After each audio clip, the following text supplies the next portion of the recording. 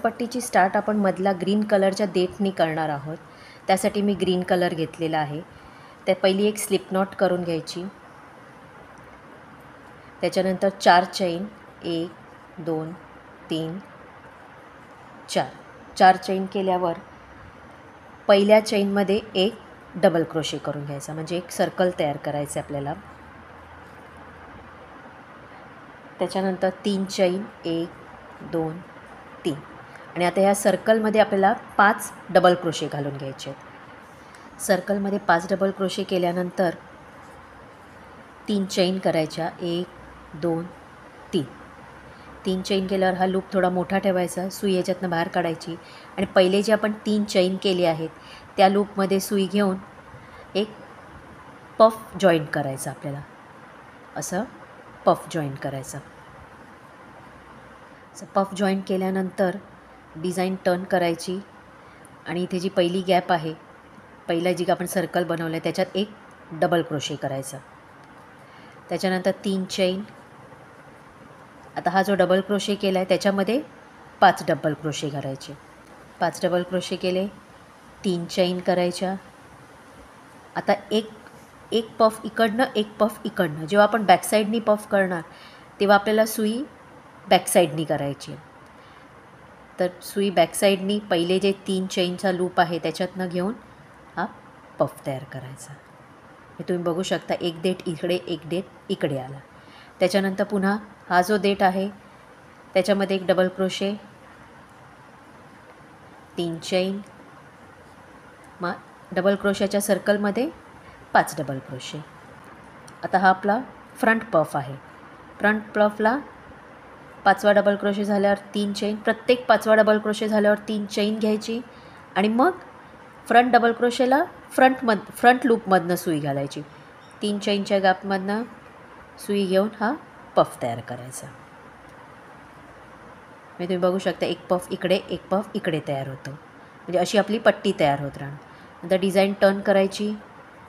आता इथे जो लूप आहे त्याच्यामध्ये डबल क्रोशे, 3 चैन. सिमिलर आता पुन्हा प्रत्येक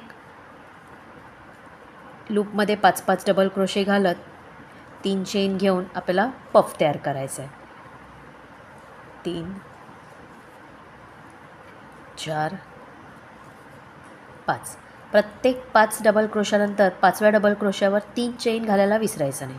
कारण हा जो 3 चैनचा जो लूप येणार, इथे तुम्ही बघू शकता, हा जो 3 चैनचा लूप जो येणार ह्याच्यामध्ये आपल्याला नंतर गुलाबाची फुलं बनवायची. 3 चैन. आता हा बॅकसाईडचा पफ आहे त्याच्यामुळे सुई पण बॅकसाईडनी घ्यायची. सुई घेऊन हा पफ क्लोज करायचा. पुन्हा डिझाईन टर्न करायची.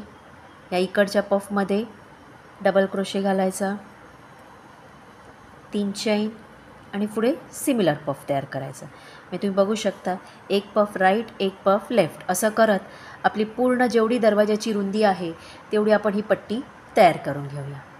सो फ्रेंड्स, लेफ्ट आणि राईट अशा दोन्ही साईडला एक एक देठ करत आपण ही पूर्ण जेवढी दरवाजाची रुंदी आहे तेवढी ही पट्टी पूर्ण करून घेतली आहे. सो फ्रेंड्स, ॲज इफ माझं तोरण कंप्लीट झालेलं आहे. मी तुम्हाला एका स्मॉल सेटवर ही डिझाईन दाखवते आहे.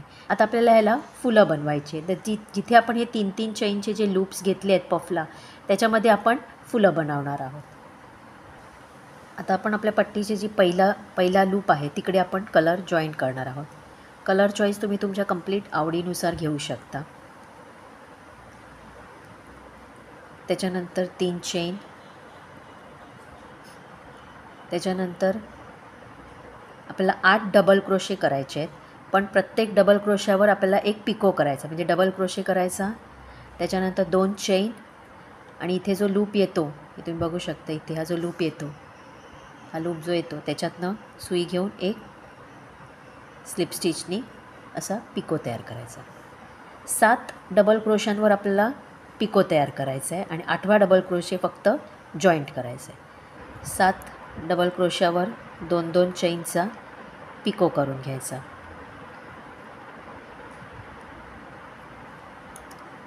अशी दिसणार डिझाईन.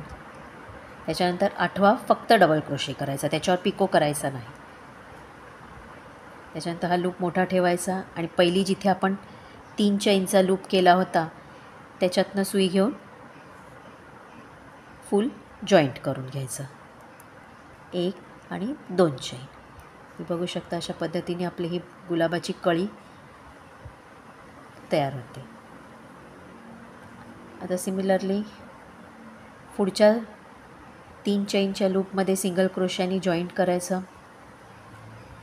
3 चैन, पुन्हा तसंच 7 डबल क्रोशे विथ पिको,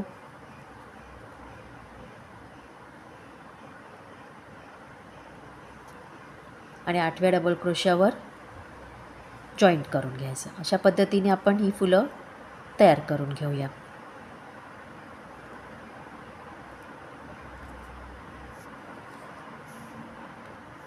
सात डबल क्रोशे 2 चैनचे पिको करून घेतलेले आहेत. त्याच्यानंतर 8वा डबल क्रोशे नुसताच करायचं आहे.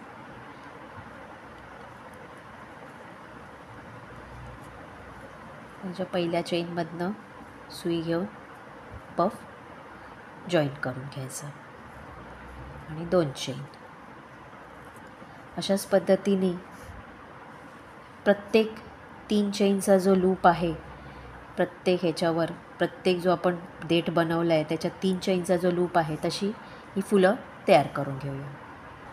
सो फ्रेंड्स, देठ पट्टी आणि त्याच्यावर गुलाबांच्या कळ्यांचे डिझाईन केल्यानंतर ही पूर्ण पट्टी आपली तयार झालेली आहे.